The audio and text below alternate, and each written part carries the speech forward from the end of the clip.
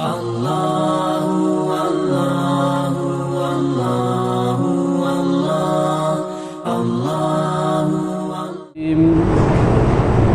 ارسلنا نوحا الى قومه، بے شک بھیجا ہم نے نوح علیہ السلام کو اس کی قوم کی طرف. فقال یا قوم اعبدوا اللہ، پس اس نے کہا اے میری قوم بندگی کرو اللہ کی. ما لکم من الہ غیرہ، کوئی نہیں تمہارا معبود اس کے سوا. انی اخاف علیکم عذاب یوم عظیم، میں خوف کرتا ہوں تم پر ایک بڑے دن کے عذاب سے. قال الملأ من قومه، بولے سردار اس کی قوم کے، انا لنراک فی ضلال مبین، ہم دیکھتے ہیں تجھ کو صریح بہکا ہوا. قال یا قومی، بولا اے میری قوم، لیس بی ضلالۃ، ہرگز بہکا نہیں، ولکنی رسول من رب العالمین، لیکن میں بھیجا ہوا ہوں جہاں کے پروردگار کا. پچھلے آیتوں کے اندر اصول اسلام کا بیان تھا، توحید، رسالت، قیامت، اور پھر ان پر دلائل اس بات کے لیے، اور نہ ماننے والوں کا انجام، ماننے والوں کے لیے خوشخبریاں، وعدے اور وعیدیں. یہ ساری چیزیں اصول اسلام پہلے بیان ہو چکی. اب ان آیات کے شروع سے آخری سورت تک انبیاء علیہ السلام کے واقعات کا ذکر ہے. اصول تبلیغ بتلائے گئے ہیں کہ اسلام کو لوگوں تک کس طرح پھیلانا ہے. اس میں آپ صلی اللہ علیہ وسلم کے لیے تسلی ہے کہ ان واقعات کو سن کر آپ اور آپ کے متبعین وہ تسلی ان کو ملے. اور دوسری چیز اس کے اندر ان کے لیے جرت کا پیغام ہے کہ اسلام کی دعوت دینے میں کسی کی خوف یا کسی کا ڈر دل میں نہیں آنا چاہیے، بلکہ بے خوف بے ڈر ہو کر اللہ کا پیغام پہنچائیں. جس طرح سابق انبیاء علیہ السلام نے اللہ کے دین کے لیے تکلیفیں اور قربانیاں برداشت کی. تو نوح علیہ السلام کا یہاں سب سے پہلے ذکر ہے. نوح علیہ السلام کو اکثر پہلا پیغمبر کہا جاتا ہے، حالانکہ آدم علیہ السلام پہلے نبی ہیں، لیکن چونکہ آدم علیہ السلام کے زمانے کے اندر شرک نہیں تھا اور نافرمانیاں تھی، ظلم تھا، قتل و غارت تھی، لیکن شرک کی جو ابتدا ہوئی ہے وہ نوح علیہ السلام کے زمانے میں ہوئی. اس کا واقعہ کچھ یوں بیان ہوتا ہے کہ نوح علیہ السلام سے پہلے انبیاء علیہ السلام کا سلسلہ چلا. آدم علیہ السلام آئے، بعض روایات کے اندر ادریس علیہ السلام، داؤد علیہ السلام. تو یہ پیغمبر آئے، انہوں نے قوم پر محنت کی، قوم کو سیدھا راستہ دکھایا. لیکن نوح علیہ السلام سے پہلے کوئی پیغمبر نہیں آیا کچھ عرصے تک. تو ان کے جو لوگ تھے انہوں نے سوچا کہ اب ہم کیا کریں. جس طرح انسان کے جسم کی غذا ہوتی ہے، اگر اس کو غذا نہ ملے تو انسان بے چین ہو جاتا ہے، مارا مارا پھرتا ہے. اسی طرح روح کی غذا ہوتی ہے. روح کی غذا کیا ہے؟ روحانی چیزیں جو اوپر سے آتی ہیں. اللہ نے قرآن اور پیغمبر کے ذریعے جو ہمیں تعلیمات دی، یہ روح کی غذا ہے.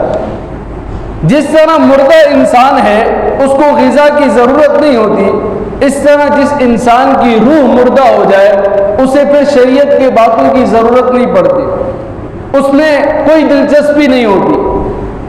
اور اسی طرح انسان بعض مرتبہ کسی غذا کا عادی بن جاتا ہے، اسے نہ ملے تو بے چین ہو جاتا ہے.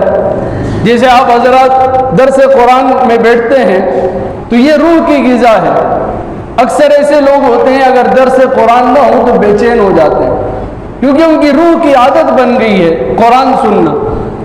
اب ان لوگوں کی عادت بن گئی تھی پیغمبروں کی باتیں سننا، پیغمبروں کی مجلسوں میں بیٹھنا، لیکن عرصہ ہو گیا پیغمبر نہیں آئے۔ ان کے بزرگ جو قرآن کے اندر ذکر ہے، جن 5 بزرگوں کا، ود، سوا، یغوث، یعوق، نصر، یہ 5 نام تھے۔ حدیث میں آتا ہے عبداللہ بن عباس رضی اللہ تعالیٰ عنہ فرماتے ہیں کہ یہ ان میں سے صالحین لوگ تھے، نیک لوگ تھے، انتقال ہو گیا ان کا۔ اب یہ مسجد میں بیٹھے سوچ رہے اب کیا کریں، تو اتنے میں ایک بندہ داخل ہوا، سفید لباس ہے، بڑا عمدہ چہرہ ہے، اور آ کے ان سے پوچھا کہ تمہاری پریشانی کی وجہ کیا ہے؟ کہا ہم اس وجہ سے پریشان ہیں، اب ہم کس کی باتیں سنیں؟ کہا یہ کوئی بڑی بات تھوڑی ہے، آپ کی یہ بزرگ تھے، ان کے مجسمے بنا کر آپ رکھ لو، آپ کی دل کی تسکین ہو جائے گی کہ آپ کے بزرگوں کی تصویریں ہیں، تو لہٰذا آپ نے سجدہ تھوڑی کرنا ہے، آپ نے ان کی عبادت تھوڑی کرنی ہے، صرف وہ بت رکھنے ہیں، تصویریں رکھنی ہیں۔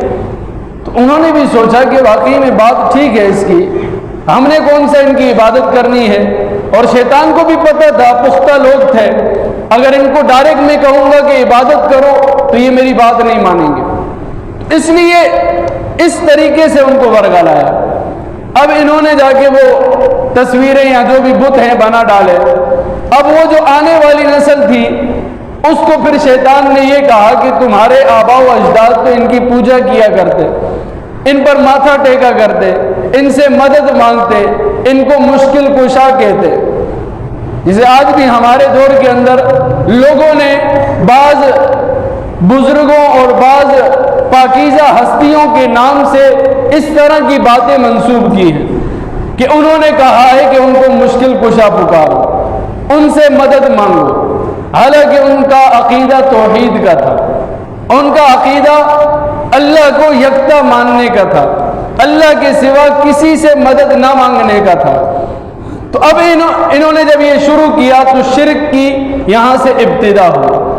تو اللہ رب العزت نے اس قوم کے اندر نوح علیہ السلام کو بھیجا۔ نوح علیہ السلام آدم علیہ السلام سے 2000 سال تقریباً بعد میں آئے۔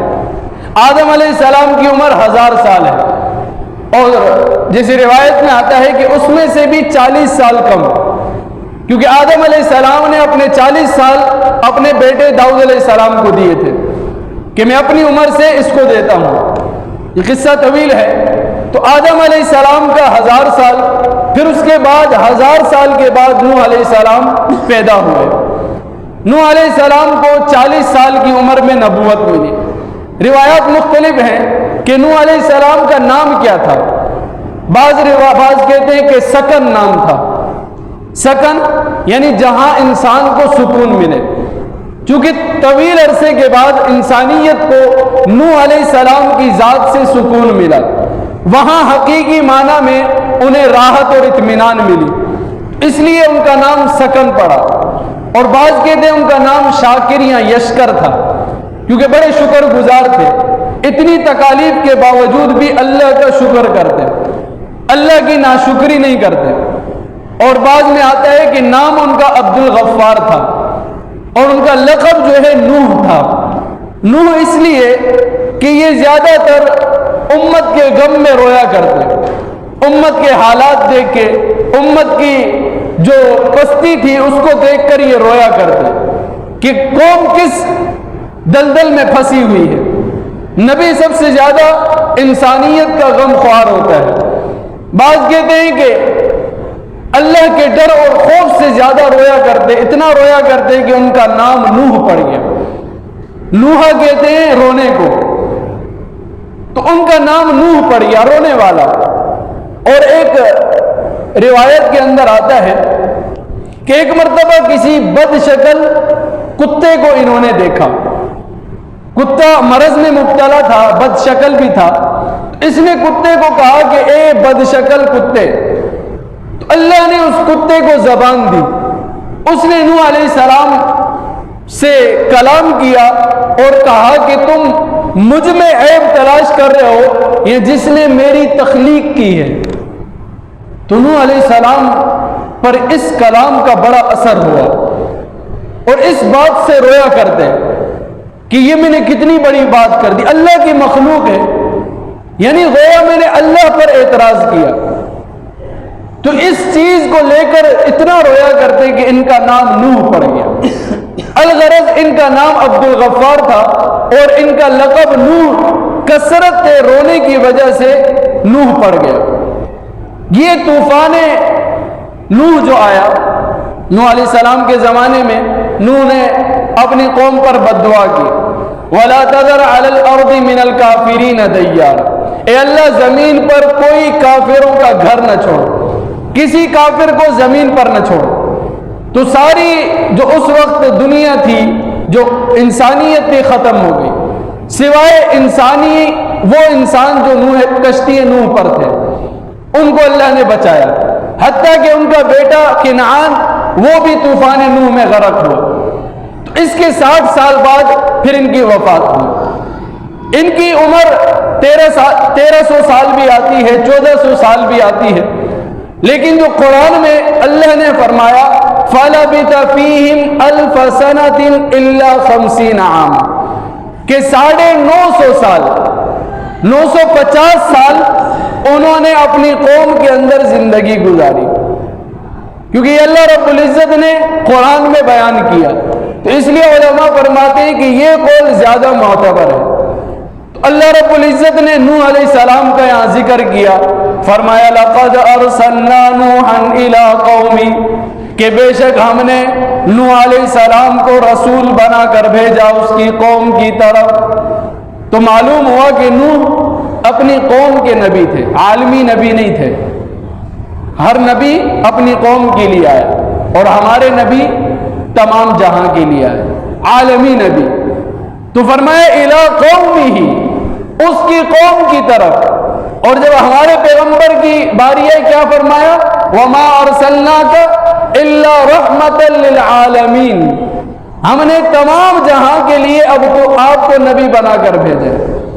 تو جب اور پیغمبر کی بات آتی ہے تو کہا جاتا ہے کہ کسی قوم کی طرف، کیونکہ وہ قوم کی طرف ہے، وہ عالمی نبی نہیں ہے۔ اس لیے عیسائیت کی، یہودیت کی دعوت اب جائز نہیں ہے، کیونکہ وہ جس قوم کے تھے وہ قوم ختم ہو گئی، وہ عالمی نبی نہیں تھے، آپ کسی اور کو کس طرح دعوت دے سکتے؟ خیر، فرمایا کہ ہم نے نوح علیہ السلام کو اس کی قوم کی طرف رسول بنا کے بھیجا۔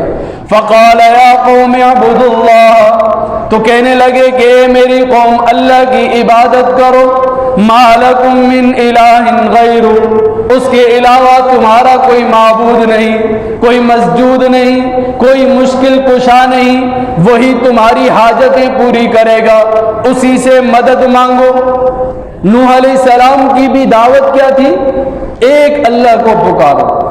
آپ صلی اللہ علیہ وسلم کی دعوت کیا تھی؟ ایک اللہ کو پکارو۔ یہ انبیاء علیہ السلام کی مشترکہ دعوت ہے، توحید کی دعوت، کہ ایک اللہ کی طرف بلانا۔ پھر یہ کیسے ہو سکتا ہے کہ نبی یا نبی کے صحابہ یا نبی کے ماننے والے، نبی کے متبعین وہ یہ کہیں کہ ہم سے مدد مانگو، وہ یہ کہیں کہ مجھے مشکل کشا کہو، مجھے تم مدد کر کے پکارو؟ یہ تو بڑی بے وقوفی والی بات ہے کہ وہ پیغمبر کے راستے سے ہٹ جائیں گے جو پیغمبر کے دعوت اور مشن کو لے کے دنیا میں پھیلے۔ تو فرمایا کہ ما لکم من الہ غیر انی اخاف علیکم عذاب یوم عظیم، میں خوف کھاتا ہوں، ڈرتا ہوں اس بات سے کہ تم بڑے دن کے عذاب میں مبتلا ہو جاؤ۔ پہلی بات کہی کہ اللہ کی عبادت کرو، پھر کہا کہ یہ جو شرک تمہارے اندر آ گیا ہے اس کو ختم کرو۔ یہ قرآنی اور آسمانی تعلیمات نہیں ہیں، یہ شرک تمہارے اندر جو سرایت کر گیا اس کو ختم کرو۔ پھر آخر میں ڈرایا کہ اگر یہ نہ کرو گے، اللہ کے علاوہ کسی اور کو سجدہ کرو گے، کسی اور سے مدد مانگو گے، فرمایا پھر مجھے ڈر ہے کہ تم قیامت کے دن، بڑا دن قیامت کا دن ہے، فرمایا بڑے دن کے عذاب میں مبتلا ہو جاؤ۔ کیونکہ جو اس حالت میں جائے گا، شرک اور کفر کی حالت میں جائے گا، وہ عذاب میں مبتلا ہوگا۔ آگے فرمایا قال الملأ من قومه، نوح علیہ السلام کے قوم کے سرداروں نے کہا انا لنراک فی ضلال مبین، ہم تمہیں گمراہی کے اندر دیکھ رہے، تم کیسے بہکی باتیں کر رہے ہو، یہ باتیں ہم نے بڑوں سے تو نہیں سنی، ہمارے آبا و اجداد نے یہ باتیں نہیں کہی، تم ہمارے دین کو ختم کر رہے ہو، ہم ساری قوم ایک طرف، تم ایک طرف، کہتے ہو کہ ان بتوں کو چھوڑ کر، ان بزرگوں کے مجسموں کو چھوڑ کر، ان مزاروں کو اور ان ولیوں کے مقبروں کو چھوڑ کر ایک اللہ کے در پر آ جاؤ، تم ہمیں گمراہی میں جانے والے لگ رہے ہو، یہ پیغمبر کو کہنے لگے۔ قوم کے جو بڑے ہوتے ہیں مالدار، وہ اکثر دین قبول نہیں کرتے، کیونکہ ان کی سیاست پر، ان کے منصب پر ضرب لگتی ہے۔ اگر وہ دین قبول کرتے ہیں تو ان کا منصب نہیں رہتا۔ تو زیادہ تر آپ دیکھیں جو بڑے مالدار لوگ ہوتے ہیں وہ دین سے نہ خود دین قبول کرتے ہیں نہ دوسروں کو قبول کرنے دیتے، اور یہ دعوے کرتے ہیں کہ ہم اسلام کے ٹھیکیدار ہیں۔ حالانکہ آپ دیکھیں ہمارے کوئی شرعی عدالت کا کوئی حکم نافذ نہیں ہوتا، کیونکہ بڑے لوگ نہیں چاہتے، نہ خود قبول کرتے نہ دین نافذ کرنے کے لیے چھوڑتے۔ حالانکہ شرعی قانون پڑے ہوئے عدالتوں میں، لیکن نافذ نہیں کرنے دیتے۔ اگر وہ نافذ کرنے دیں گے تو سب سے پہلے ان کی گریبان میں ہاتھ پڑے گا، وہ اتنے جو کام کر رہے ہیں وہ سارے کام ان کے بند ہو جائیں گے اگر اسلامی قانون آ جائے۔ تو یہ چاہتے ہی نہیں ہے کہ اسلامی قانون آئے، وگرنہ انسان کی جان ہم دیکھ رہے کتنی بے قیمت ہو گئی ہے، کوئی قیمت انسانی جان کی نہیں رہی۔ دوسرے ملک میں چھوڑیں، مسلمان اگر ہمارے اپنے ملک میں مر رہا ہے اس کی کوئی پرواہ نہیں، اسے کوئی پوچھنے والا نہیں۔ عمر بن عبدالعزیز رحمۃ اللہ علیہ نے اپنے قاصد بھیجا شام، روم کی طرف، شاہ روم کی طرف۔ قاصد جب روم، بادشاہ روم کے دربار میں داخل ہوا تو قرآن کی آواز سنی، تلاوت، بڑا حیران ہوا، پوچھا کہ یہاں کفار ہیں، عیسائی ہیں، یہاں قرآن کی تلاوت کیسے؟ کہا کہ یہاں ایک شخص ہے جو مسلمان تھا، بادشاہ نے کہا کہ اسلام چھوڑ کر عیسائیت اختیار کرو، اس نے انکار کیا، اس کی آنکھیں ختم کر دی گئی، وہ سزا میں ہے، وہ یہاں تلاوت کرتا ہے۔ خیر یہ واپس آیا، عمر بن عبدالعزیز کو سارا ماجرا بتایا۔ عمر بن عبدالعزیز نے سوگ نہیں منایا، 15-20 منٹ کی خاموشی اختیار نہیں کی۔ ہمارے ہاں کرتے ہیں نا کہ کشمیریوں کے دکھ میں برابر کے شریک ہیں، 15 منٹ خاموش ہو جاؤ، کوئی جلسہ جلوس اجلاس نہیں بلایا۔ عمر بن عبدالعزیز نے خط لکھا، شاہ روم کو کہا کہ مجھے معلوم ہوا ہے کہ تمہارے پاس ہمارے ایک مسلمان ہے، اگر کل تک یہ مسلمان میرے پاس نہیں پہنچا تو عمر بن عبدالعزیز اتنی بڑی فوج لے کر آئے گا کہ اس کا پہلا سپاہی تمہارے دربار میں ہوگا، اس کا آخری سپاہی عمر بن عبدالعزیز کے دربار میں ہوگا۔ جب یہ بادشاہ نے سنا تو وہ کانپ اٹھا، اسے معلوم تھا عمر بن عبدالعزیز کو کہ ایک مسلمان کی جان کی قیمت زمین اور آسمان سے زیادہ ہے، ایک اسلامی بھائی ہمارا، اس کی جان ہمارے نزدیک اتنی زیادہ قیمت ہے، اگر ساری دنیا تباہ ہو جائے تو ایک مسلمان کو بچانے کے لیے اس کی کوئی وقت نہیں ہے۔ انہیں یہ معلوم تھا، اسلام کو جانتے تھے، لیکن آج ہمارے بڑے خود اسلام سے بے بہرا ہے اور ہمیں بھی اسلام سے دور رکھنا چاہتے ہیں، کیونکہ اگر ہمیں اسلام پتہ چل گیا تو ہم ان کی گریبان پکڑیں گے، اور یہ قبول نہیں ہے انہیں۔ تو فرمایا کہ ان کے قوم کے سرداروں نے کہا کہ آپ گمراہی کے اندر ہیں۔ قال یا قوم لیس بی ضلالہ، اب نبی کا جواب سنیں، فصیح جواب، یہ نہیں کہا کہ یا قوم لیس بی ضلال، فرمایا ضلالتن۔ یہ عربی آپ اگر جانتے ہوتے ہیں بڑا بھی مزہ ہے اس میں۔ ضلالتن کہتے ہیں چھوٹی سے چھوٹی گمراہی، ادنا سے ادنا گمراہی بھی میرے اندر نہیں ہے، یعنی بالکل نفی کی. یہ ایک فصاحت ہے کہ کس طرح اگلے کو جواب دینا ہے. اور یہ مبلغین کے لیے، واعظین کے لیے، نصیحت کرنے والوں کے لیے سبق ہے کہ تیش میں نہیں آنا، لڑائی جھگڑے پہ نہیں آنا کہ اس نے مجھے اس طرح کہا میں گمراہ ہوں. یہ بتلا رہا ہے قرآن کہ یہ طریقہ ہے، بلکہ اسے جواب دو. اگر جواب ہے اسے جواب دو، اچھے طریقے سے اسے قائل کرو. قائل نہیں ہوتا تو کہو قالوا سلاما، بحث نہیں کرو. تو فرمایا کہ لیس بی ضلالہ ولکنی رسول من رب العالمین، بلکہ میں تو اللہ کا، رب العالمین کا پیغمبر ہوں، رسول ہوں.